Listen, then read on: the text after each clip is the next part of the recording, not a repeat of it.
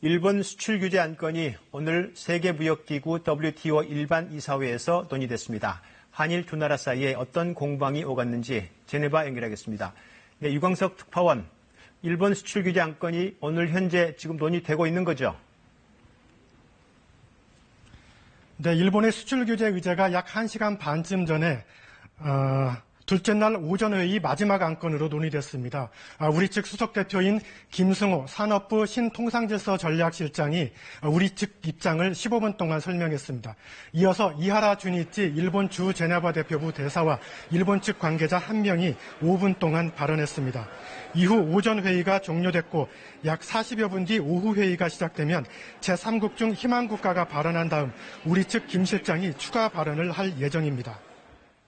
네, 지금은 점심이어서 잠시 쉬고 있는 거군요. 그러면 핵심은 양측 두 나라 공방이 어떻게 진행되느냐, 일본의 조치가 WTO 규정을 어떻게 위반했느냐 여부 아니겠습니까? 네, 안건에 대한 논의가 아직 다 끝나지 않았기 때문에 우리 정부의 정확한 발언 내용을 아직 공개하지 않고 있습니다. 우리 정부는 일본의 수출 규제 조치가 WTO 협정상 근거가 없는 조치임을 분명히 지적하고 또 국제 통상 질서를 교란시켜서 세계 무역에도 부정적 효과를 미친다는 점을 강조한다는 게 우리 측 당초 계획이었습니다. 정부는 이 부분을 15분 동안 집중 설명했을 것으로 보입니다. 일본은 이에 맞서 전략물자 수출 관리를 위해 필요한 절차일 뿐 WTO 규정에 위배되지 않는다는 입장을 주장한 것으로 보입니다.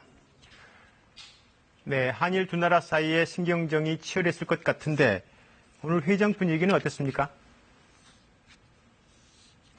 네, 회의 시작 전에는 팽팽한 긴장이 느껴졌습니다. 한일 양국 대표단은 굳은 표정으로 회의장으로 입장했습니다. 우리 측 수석 대표인 김승호 실장의 발언 도중에는 김 실장의 유머에 2번 정도 회원국들 사이에 웃음이 터졌다고 하는데요.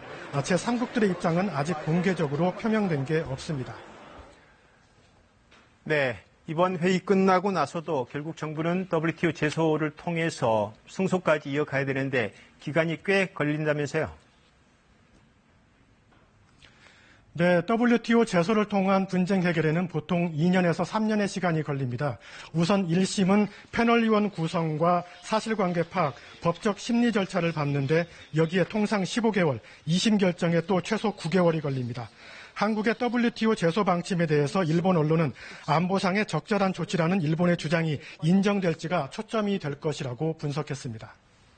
네, 스위스 제네바 유광석 특파원이었습니다. 잘 들었습니다.